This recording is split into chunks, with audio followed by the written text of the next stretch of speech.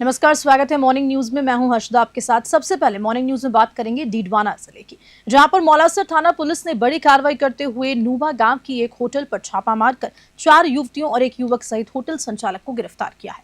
सभी आरोपी होटल में संदिग्ध अवस्था में पाए गए थे। वहीं कार्रवाई के दौरान होटल से भारी मात्रा में अवैध रूप से शराब भी बरामद की गई है। उप अधीक्षक धर्म पूनिया का कहना है कि एसपी हनुमान प्रसाद के निर्देश पर मौलासर थाना अधिकारी जितेंद्र सिंह द्वारा मौलासर थाना क्षेत्र के होटल और ढाबों की जांच की गई और इसी दौरान डीडवाना सीकर हाईवे पर स्थित नूवा गांव की कृष्णा होटल की जांच हुई। इस दौरान होटल पर एक युवक और 4 युवतियां संदिग्ध अवस्था में पाई गई। डीडवाना से गुलाम नबी आजाद की रिपोर्ट।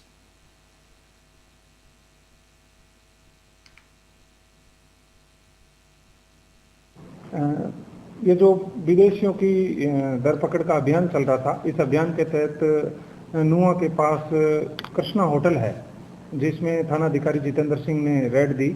तो रेड देने पे उस होटल में अवैध शराब मिली, जिससे प्रभुराम नाम के व्यक्ति जो होटल का संचालक भी है और होटल उसको गिरफ्तार किया। इसके अलावा तलाशी के दौरान कई कमरों में 4 महिलाएं व 1 पुरुष मिले जो संदिग्ध अवस्था में से, जिसमें 2 जो है जिनका रिकॉर्ड चेक किया गया तो 3 राजस्थान की रहने वाली थी, 2 राजस्थान की रहने वाली थी तथा 2 पश्चिम बंगाल की रहने वाली है, जिनको सभी को ये 6 लोगों को गिरफ्तार किया गया। गिरफ्तार करके और होटल संचालक के खिलाफ अवैध शराब बेचने का मुकदमा दर्ज किया गया। इन सबको गिरफ्तार करके और कोर्ट में। अब खबर करौली से है, जहां पर दलित महिला चिकित्सक से रिश्वत और असमत मांगने का गंभीर मामला सामने आया। बता दें कि पीड़ित महिला के समर्थन में बहुजन समाज पार्टी के पदाधिकारी सड़कों पर उतर आए और आरोपी बाबू इमरान खान तथा सीएमएचओ डॉक्टर दिनेश चंद्र मीणा के खिलाफ नारेबाजी करते हुए करौली एडीएम हेमराज पार्डीवाल को सीएम भजनलाल शर्मा के नाम ज्ञापन दिया। बीएसपी नेताओं ने इमरान खान पर गंभीर व्यक्तिगत आरोप लगाए, जिसमें उसकी आशिकी मिजाज और पूर्व पत्नी द्वारा तलाक देने की बात भी कही गई। बताया यह भी गया है कि बाबू इमरान ने दूसरी शादी कर ली है, लेकिन अब भी उसकी हरकतें बंद नहीं हुई। बीएसपी का आरोप है कि इमरान खान को राजनीतिक संरक्षण मिला हुआ है और वे सीएमएचओ दफ्तर में सालों से अपनी मनमानी करता आ रहा है। न्यूज 21 इस पूरे मामले को प्रमुखता से प्रकाशित कर रहा है। करौली से राधा रमन सारस्वत की रिपोर्ट।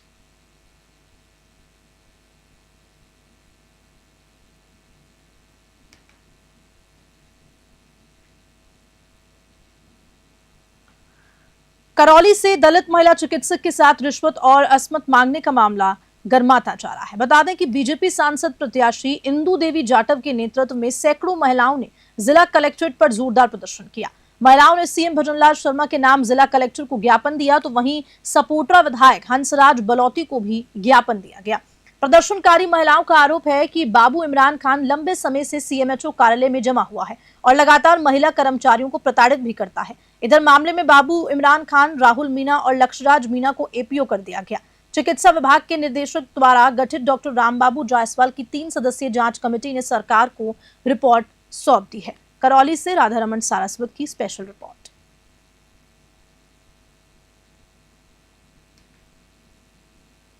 खबर जोधपुर से है, जहां पर ग्रामीण के आसूप कस्बे में एक विवाहिता की संदिग्ध मौत के मामले में निष्पक्ष जांच की मांग को लेकर परिजन और सैन समाज के लोग ग्रामीण एसपी कार्यालय पहुंचे। परिजनों ने ग्रामीण एसपी राममूर्ति जोशी को ज्ञापन सौंपकर मांग की है कि सोनू तंवर के साथ मारपीट कर उसके शव को फंदे में लटकाया गया है। परिजनों ने ससुराल पक्ष पर आरोप लगाते हुए कहा कि पीड़िता के साथ मारपीट करने के बाद फंदे पर शव लटकाने के 24 घंटे तक परिजनों को सूचना नहीं दी गई। परिजनों द्वारा निष्पक्ष जांच की मांग की गई है। जोधपुर से मनोहर सिंह की रिपोर्ट।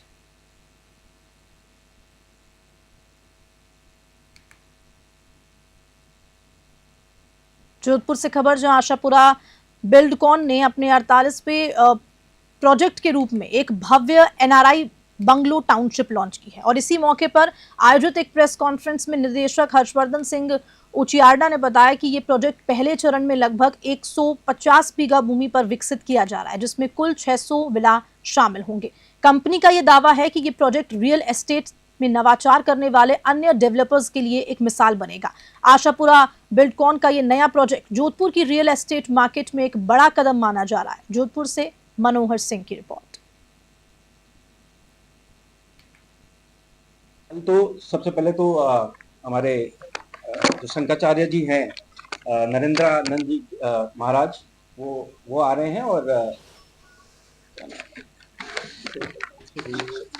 जी महाराज आ रहे हैं, नारायण गिरी जी महाराज आ रहे हैं और महेंद्रानंद गिरी जी महाराज आ रहे हैं।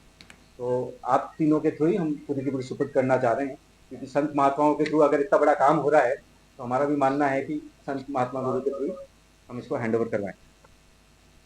जोधपुर ग्रामीण पुलिस अधीक्षक राममूर्ति जोशी इन दिनों नशे के खिलाफ और बांग्लादेशी घुसपैठियों पर कड़ी नजर बनाए हुए हैं। मीडिया से बातचीत में उन्होंने कहा कि मारवाड़ क्षेत्र में मादक पदार्थों के सेवन को रोकने के लिए राज्य सरकार के निर्देश पर व्यापक अभियान चलाया जा रहा है। ग्रामीण क्षेत्रों में विशेष फोकस किया गया है और सामाजिक सुधार की दिशा में मानवहार जैसे प्रयासों से भी पॉजिटिव असर देखने को मिला है। बता दें कि पहलगाम जैसी घटनाओं को देखते हुए सामरिक और सांप्रदायिक दृष्टिकोण से संवेदनशील इलाकों की सतत निगरानी की जा रही है। एसपी जोशी ने बताया कि पश्चिम बंगाल में आए लोगों के दस्तावेजों की गहन जांच की जा रही है और यदि कोई बांग्लादेशी घुसपैठिया पाया जाता है तो उसके खिलाफ कानूनी कार्रवाई भी होगी। जोधपुर से मनोहर सिंह की रिपोर्ट।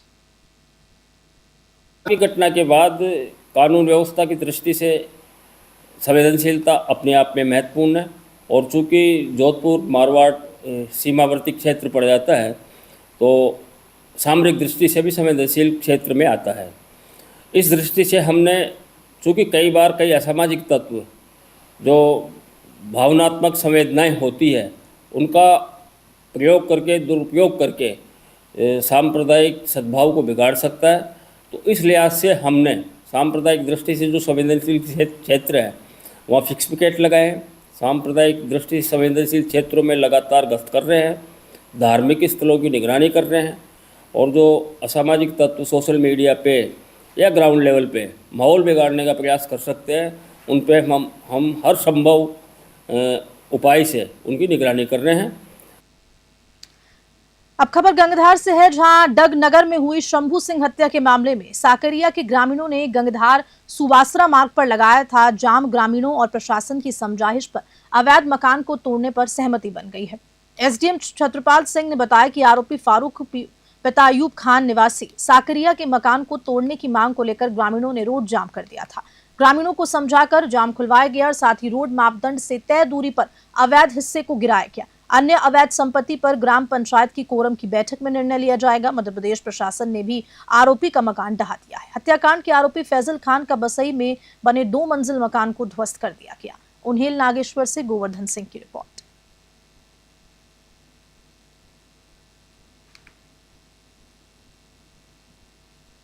मेरता सिटी में श्री चतुर्भुज शिक्षा समिति की नवीन कार्यकारिणी की बैठक शुक्रवार को छात्रावास परिसर में समिति अध्यक्ष ठाकुर अभय सिंह भैंसड़ा की अध्यक्षता में आयोजित हुई। बैठक में समिति के विस्तार और पुनर्गठन को लेकर महत्वपूर्ण निर्णय लिया। बैठक के दौरान कार्यकारिणी का विस्तार करते हुए मेरता, रिया और डेगाना क्षेत्र से 15 प्रतिनिधियों का चयन हुआ। इसी के साथ ही बात करें तो समिति की नई कार्यकारिणी का गठन करते हुए कुल 21 सदस्य और 6 पदाधिकारी नियुक्त किए गए। इसमें हनुमान सिंह रासलियावास और शिवदास सिंह गगरानी को उपाध्यक्ष, एडवोकेट जितेंद्र सिंह शेखावत को सचिव, जगदीश सिंह को सह सचिव, पन्ने सिंह को कोषाध्यक्ष और राजदीप सिंह को सह कोषाध्यक्ष नियुक्त किया गया।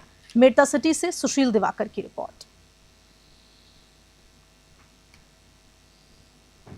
मेरता सिटी का चुनाव की जो प्रक्रिया है वो 3 साल के बाद, पहले 1 साल से होता था, अब हर 3 साल से चुनाव की प्रक्रिया संपन्न होती है। श्रावण शुद्ध एकादशी और चैत्र शुद्ध एकादशी, इन 2 तिथियों पे आम बैठक होती है समाज की, और चैत्र शुद्ध एकादशी को समाज की तरफ से कार्यकारिणी का दायित्व और कार्यकारिणी का मनोनयन होता है। उसी के तहत चैत्र शुद्ध एकादशी 8 अप्रैल को चुनाव के संदर्भ में कार्यकारिणी की बैठक हुई और जिसमें समाज ने सर्वसम्मति से मुझे अध्यक्ष के लिए आदेशित किया, और उसके बाद कार्यकारिणी की एक बैठक आहूत हुई जिसमें हमने कार्यग्रहण किया और आज कार्यकारिणी की टीम हमने घोषित की, जिसमें 6 पदाधिकारी हैं।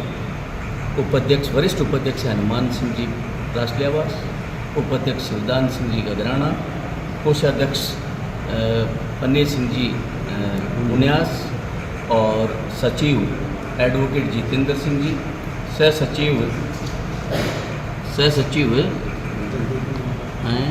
जगदीश सिंह जी बूटाटी और सह कोषाध्यक्ष राजदीप सिंह जी गंठिया, ये पदाधिकारी बनाए गए और 21 लोगों को कार्यकारिणी का सदस्य बनाया गया है।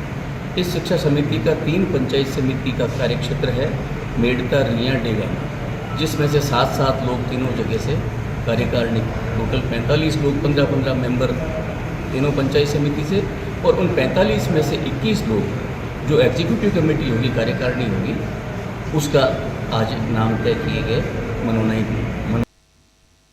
और अब खबर निवाई से है, जहां पर प्रदेश में अल सुबह कई जगह मौसम ने अचानक करवट ली। सुबह लगभग 9 बजे के करीब आसमान में काले बादल छा गए और गरज के साथ हल्की बारिश भी शुरू हो गई। टोंक, निवाई सहित प्रदेश में बारिश की ये बौछार गर्मी से राहत लेकर आई है, जिससे वातावरण में ठंडक महसूस हो रही है। हालांकि ये बारिश अभी हल्की है, लेकिन गरज की आवाज से ऐसा लग रहा है कि ये कुछ देर तक जारी रह सकती है। स्थानीय लोगों ने इस अप्रत्याशित बारिश का स्वागत किया है। खासकर गर्मी के मौसम को देखते हुए किसानों को भी इस बारिश से कुछ राहत मिलने की उम्मीद है। मौसम विभाग ने आने वाले कुछ घंटों में मौसम की स्थिति पर नजर रखने की भी सलाह दी है। टोंक से ब्रिजेश पार्डीवाल की रिपोर्ट। अब खबर बानसूर से है, जहां भीषण गर्मी में जहां लोग खुद को राहत पहुंचाने की जद्दोजहद में लगे हैं, तो वहीं बानसूर के गांव हाजीपुर के ग्रामीण एक मिसाल पेश कर रहे हैं। पिछले 24 सालों से हाजीपुर स्टैंड पर ग्रामीणों की ओर से संचालित की जा रही मुफ्त पानी की प्याऊ आज भी राहगीरों और यात्रियों को राहत पहुंचा रही है। ये प्याऊ अलवर, खैरथल, कोटपुतली मार्ग पर स्थित है, जो प्रमुख यातायात मार्गों में से एक है। यहाँ से गुजरने वाले वाहनों और बसों में सफर करने वाले यात्रियों को ग्रामीण स्वयं पानी पिलाते हैं। ये परंपरा सिर्फ सेवा भाव नहीं, बल्कि सामूहिक जिम्मेदारी की भावना का प्रतीक है। गांव के लोग, चाहे वे किसान हो, मजदूर हो या सरकारी कर्मचारी, गर्मियों के इन कठिन दिनों में स्टैंड पर पहुंचकर यात्रियों को मिट्टी के मटकों से शीतल जल पिलाने में अपना योगदान देते हैं। बानसूर से सतीश शर्मा की रिपोर्ट।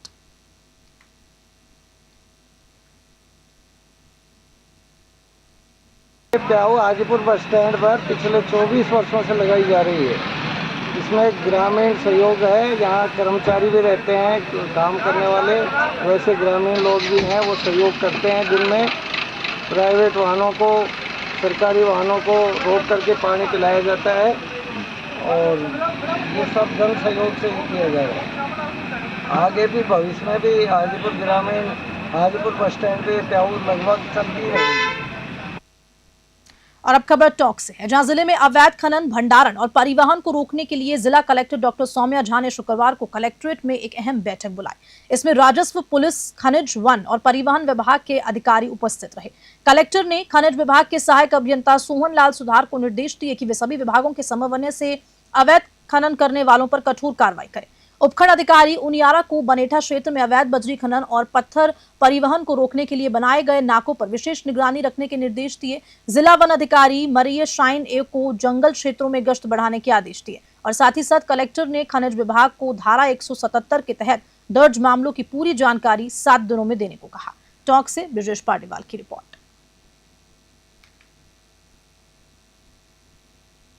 खबर कोटा से है, जहां पर कोटा के हुसैनी नगर में मदरसा इब्रे अब्दुल हफीज की ओर से सालाना जलसे का आयोजन किया गया। इस मौके पर शहर काजी जुबेर अहमद साहब और हजरत मौलाना मकसूद कासमी साहब ने शिरकत की। जलसे में मौलाना इनामुल एक हक द्वारा बच्चों की दीनी तालीम के लिए की गई दिन रात की मेहनत का नतीजा देखने को मिला, जहां पर 7 बच्चों ने मुकम्मल तौर पर कुरान शरीफ को हिफ्ज कर लिया। इस अवसर पर मध्य प्रदेश के गुना और हाड़ौती क्षेत्र से भी कई हाफिज साहब पहुंचे, जिन्होंने बच्चों की मेहनत को सराहा और मदरसे की तरक्की की दुआ मांगी। कार्यक्रम में छोटे छोटे बच्चों को दीनी रास्तों पर चलने के लिए प्रेरित किया गया और उन्हें इनामात से नवाजा गया। कार्यक्रम का समापन शहर काजी जुबेर अहमद साहब की दुआ और तबरुक वितरण के साथ हुआ। कोटा से कामिंदू जोशी की रिपोर्ट।